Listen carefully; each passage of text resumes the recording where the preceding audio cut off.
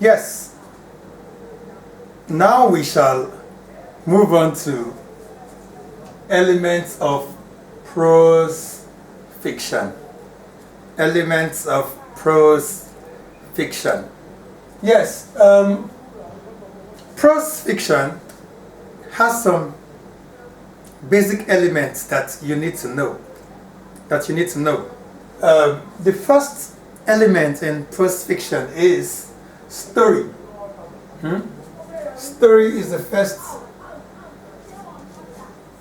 element, and like I said initially, a prose is a long piece of writing that in most cases tells a story. So the important thing is, what story is the writer trying to tell? What is the subject matter? In some cases, some people may say theme. What is the book about? When you hold the book and somebody comes to you, in most cases, the person is going to ask, young man, please, what's the story about? Because every prose must have a story. It's the story about the life and times of a great man, written by himself. That's an autobiography. It's a story about a certain event in which the author was a part of or is a part of. That's a memoir. So the story is critical. It's a story about animals that have deeper philosophical messages which will fall under fables. It's a story about crime, about certain events, about politics, about science. Is it a science fiction? So every prose must have a story that it tells, must have a subject matter. What is the subject of the prose? That is what this is about. It's the first critical question a writer must ask himself or herself. It is that this book that I want to write, what is the story I want to present? Before you put your biro on paper, you must have thought about the story that you want to present. So that story you're presenting, whether it's about crime, it's about your family history, it's about a problem you've gone through before in life, that story is this. It is the first element of prose fiction. The second element is the plot. The plot, you must have heard this before, plot. But it's not a plot of land. Rather, it is a plot of story. So basically, a plot refers to the structure and organization of your story. The organization. So when somebody say the plot of the story is, what the person is merely saying is that the structure, the organization of the story is, so, and that is what holds a story. No matter how good a story you have is, if it has a bad plot, if it is plotted badly, nobody will want to read it. So it is important to have a good story, but it is equally important to have a good plot. It is equally important to be able to plot the story nicely. And so, usually in the plotting of a story, you have a conflict. Yeah? You have a climax, and then you have a resolution. Yes? I mean, in most cases, the conflict here is seen as the beginning. The climax is the middle, and the resolution is the end. of a story. So what the conflict here is that for every story to be strong and captivating, there's a point where the writer creates a situation which perhaps may be a friction between two or more characters. And at that point where that friction begins to exist, that is the conflict of the story. And in a lot of cases, the conflict is usually struck in the beginning, because it is what holds a reader and makes the reader to continue to read. So when you read a story and there's no conflict, you may not have the motivation to read on because you want to know why you're reading.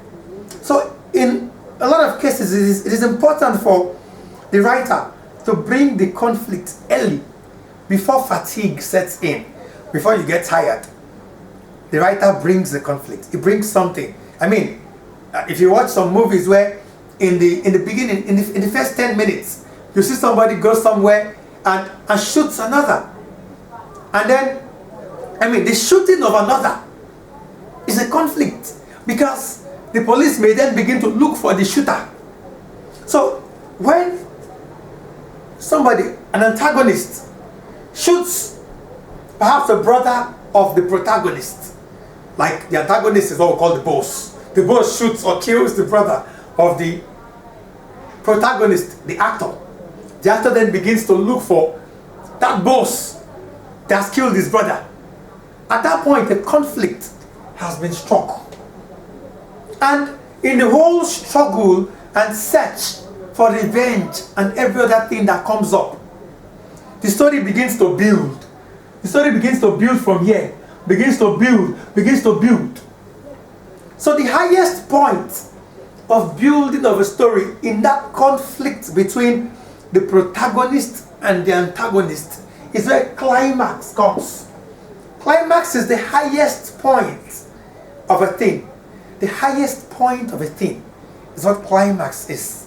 So at the point where the friction or crisis or conflict between the protagonist and the antagonist gets to its peak, that is what climax is in story writing. And resolution is that point where all issues in the story are resolved and there's a good ending. So the building of the story such that all of the different parts fit, such that the structure is built to allow for good and sweet reading, is what plot is. We shall continue with the types of plots shortly. Now, welcome back. Let's move to the types of plots. There are two basic types of plots in literature. The first is the linear, chronological, or organic plot. Linear, chronological, or organic plot. But then, I'll use this to explain this to you. What chronological means is that it is in reference to age and time. Chronological. When somebody says chronology, they're referring to the movement in order of occurrence, meaning from 1 to 2 to 3 to 4 to 5, blah blah blah. It is the normal state of progression. Chronological means a certain movement that flows accordingly in their typical fashion. So when a story or when a plot moves or starts in the normal fashion from the beginning to the middle to the end, we say that story is built in a chronological manner. The plot is chronological. For example, a story is about to be written about a young man who grows up to build the biggest multinational company in the world. And that story starts from when that young man was born, or rather, because it's in current term, is born. The story starts from when the young man is born, and then it shows the young man as the young man grows. The writer tries to describe how the challenges the young man faces in the course of growing up. That young man or young boy grows to become 10, then grows to 15, to 20. The young man begins a business and it fails, and then eventually he begins to make it. And then the story shows how the young man finds love and gets married. And then it shows this young man who was a boy from the beginning gets to 30 years, to 40, to 50. You know, that story is chronological in the sense that it assesses its characters from the very beginning, from when they are small, and follows its story in a timely manner. The story is not disjointed. It starts from the beginning, gets to the middle, and then gets to the end. Such a plot is orderly. So it is linear, chronological, or organic. Now, when you have the second type of plot is the inorganic or episodic plot. Inorganic or episodic plot. This kind of plot is not arranged like the first one that has a beginning, a middle, and an end. It doesn't start from a certain organized way or point of view. The story is thrown at you from whatever mode or perspective or dimension the writer chooses. For example, like the story I told you in the beginning, using this plot system, the writer may start from when that young man has already become successful in business. And then what the story writer may then use in making you understand the challenges this successful businessman has had from when he is small is the use of flashback. There's what we call flashback in literature. Flashback is like thinking back. The flashback technique can be a way of telling you the stories that have been missed in the beginning. So, like you're watching a movie, and then you see at some points, in some movies, you see when the characters think back, and they don't show the thinking in the heads of the characters. They show the stories from where the character is thinking to, and then bring you back from there to make you understand certain parts of the story that you may have missed, or that have not been shown to you. So, when a story or a plot uses flashback to bring back scenes that you would have missed, such a story is inorganic, or uses inorganic or episodic plots. So you get it, that's the distinction. Now we shall look at plot organization. Plot organization. And the first thing under plot organization is exposition. By the way, in plot organization, we are looking how to organize your plot. Like I said initially, a plot is the arrangement of your story. So we are looking at how to structure your story here. What are the different things to put? What are the different arrangement or structures to use? Or when you read a story, how you get to understand what stage in the structure you are in. So the first point to note is exposition. Exposition. Exposition here is the introduction of the major characters in a story. When you pick a novel or a play to read, you are most likely going to first see the major characters. The story starts by introducing you to the major characters. It is not by saying, oh, welcome reader, this is the major character, Tony. No. But then the story that is being narrated, the characters that appear first, will most likely be characters that are major. It is unusual for a novel or a play to start with minor or unimportant characters. So the characters that will come in the first chapter are usually going to be the major characters, or not even the first chapter. Perhaps the first 2 or 3 chapters are going to have the major characters of that story. So in the thinking of the writer, he wants or she wants the readers to get to meet these very, very beautiful characters. That is the intention. And so that's what exposition is, exposing you to the major characters. And secondly, it is complication.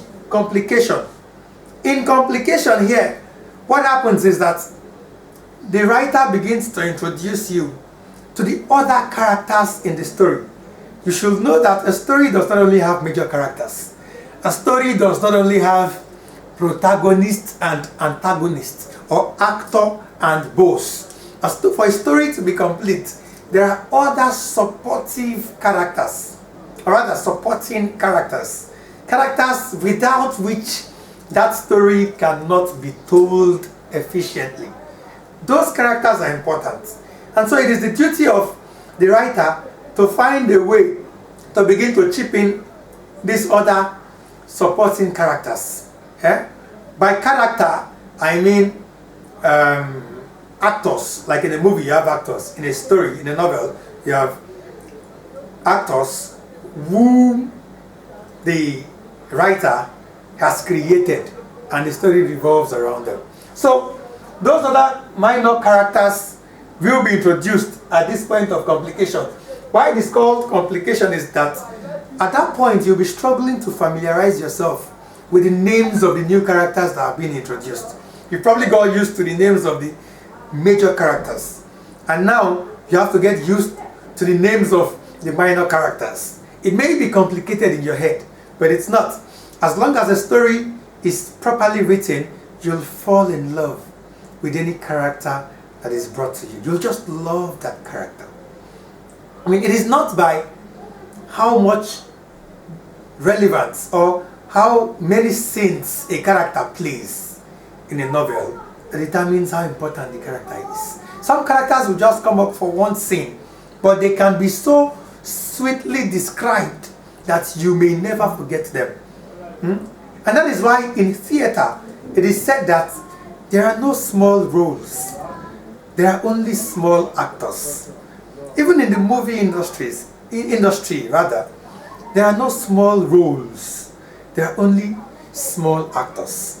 You may get in a movie just a small role of coming into the scene and doing a small thing. But when you do that thing well, the viewers may never forget you. And that's how it is in books as well. That's how it is in life as well. You don't wait until you get the very big roles in life. In whatever you do, no matter how small, put your best and you'll shine. And that's how it is with small characters in novels and plays. So now let's go on to climax. Climax is the next one. In climax, it is when the most important thing happens in a novel or a play. When the most important occurrence or conflict happens, it is the highest point in a story. A climax is the highest point in a story. In a wonderfully written story, a climax is that point that makes you sit on the edge of your seat and you are shaking, you are shivering, your legs are jittering. It is that point that just that grasps you with two hands and does not let you go. It is at that point that you hold your novel and you are being called and you say, "No, I refuse to answer," because at that point the story is most interesting. And now, anticlimax. Anticlimax is the point in storytelling where the action begins to come down. The action begins to diminish. It is not as heightened as it is or it has been in the case of climax. Remember, Climax is the highest point. In anticlimax, the action begins to come down, down, down. And lastly, in resolution here, all conflicts are resolved. And in many cases, the protagonist wins. I mean, a good story must resolve all of the conflicts. Somebody kills another. The police is after the person. The actor, the protagonist is after the person. That person must be caught. Somehow, whether the person is caught or not, somehow the person must meet his or her Waterloo, his or her back end. So, it is the duty of the writer to ensure that there's a resolution that is captivating enough, that pleases the readers. I mean, it is not that you must please the readers, but you must end your story in such a manner that you leave your readers in awe, that you leave your readers in amazement. That is what resolution is. And in some cases, it is called denouement, or it is called unraveling, or it is called unknotting. So, resolution is the same as denouement, unraveling, unknotting, just in case it comes out in your exams. Now we shall look at tools for plot development. Tools for plot development. What are those tools that you need to develop your plot? Just like a farmer has cutlass, shovels, and hoes to till the ground to farm, there are some tools that a prose writer also uses in developing plots in literature. The first of them is suspense. Suspense. You know what it means for something to suspend, to hang? Yes. So this is a tool that a writer uses to keep your expectations hanging. Yes. To keep you away from certain information at certain points in time, so as to keep you encouraged to continue to read, looking for that information. You get? The use of suspense is necessary to push readers to the end of a story. Because when you reveal certain details of a story, then there may be no need for the readers to continue because they've known the end already. Like in a movie, you will not want to continue to watch when you've known the end. The reason why you sit down sometimes and you watch a movie of 2 hours from the beginning to the end is because you don't know the end. When somebody tells you the end, then you may lack morale to read on. That's what suspense is. Let's say, like I said initially, somebody hurts another, or somebody steals from another, and then that theft causes a big rancor or serious issue such that the thief is being looked for. There may be certain suspects as to whom the thief is. It may be said that the person's friend, the victim's friend, is the thief. There may be speculations that, oh, the mother is the thief, oh, the neighbor is the thief. And you also, the reader, may not even know whom the thief is. And because of the crisis surrounding that theft, you are eager to know who could this thief be. And so you continue to read. The writer continues to throw several intrigues at you to divert your attention to certain other places as to whom the thief is. So you continue to read in expectation that you'll find the thief yourself. You're encouraged to read on because you want to know whom that thief is. But if the writer reveals the thief, for which the entire story revolves around, you may not want to read on because you found out, you've discovered the answer. But if that is kept to you a bit longer, you may continue to read until something else holds your suspense. And you get, so suspense is the holding back of certain details of a story so as to make the readers read on. Now, foreshadowing is the next tool for prose writing. Foreshadowing. In a novel, the writer may create a situation that has relevance to some other events in future in that same story. For example,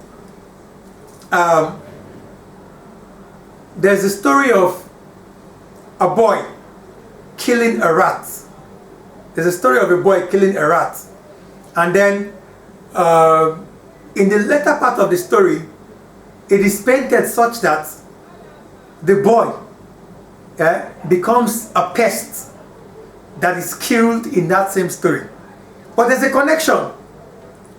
So there are some stories that you read and you see some details or some information which are even negligible, meaning you may not think these situations that you're looking at are relevant. But as you read on, you then see the connection and say, oh, was that why he did this in the beginning? Oh, was that why she did that in the beginning? Because there's a connection in the later part of the story. So foreshadowing is the use of small incidences in the plot to serve as pointers to bigger events in the same plot. And it is always exciting when you're reading a story and you're seeing connections. You are ahead and you're thinking back, oh, in the beginning, he or she did this, okay, that's why this is happening. So when you see events connected in such a manner, just know that foreshadowing or prefiguration is at play. Now, we go to digression. Digression is a word that some people use casually. You may be talking to your friend and all of a sudden you begin to talk about something else. What you've done is that you have digressed, because you're talking this way and then you move to something else. Digression is the deviation from a storyline. So oftentimes you hear people say, come, don't digress. Or you hear some speakers say, okay, at this point may I digress a little. It means they are appealing to you that you should let them tell you some other story for a bit. So digression comes up in storytelling where a writer is telling a particular story but then deviates to another story which may or may not have a connection to the main story. But it is always good for there to be a connection so it doesn't turn out to be a waste of time. Digression can be a bad tool if not properly used. So it is good to know how to use digression. You can use digression in form of flashback, which has a connection to the main story. Otherwise, it may become offensive to the readers who may become bored and say, oh, I don't know what the connection is with what he's saying and with the storyline and the plot, and they may end up dropping your book, which you don't want. As a writer, there is no bigger joy than having people pick your book and reading to the end. That is the ultimate satisfaction of a writer. Because the story that has been told will make more meaning, will have more meaning to the writer if others get to read it. Every writer wants his story or her story to be read and to be appreciated.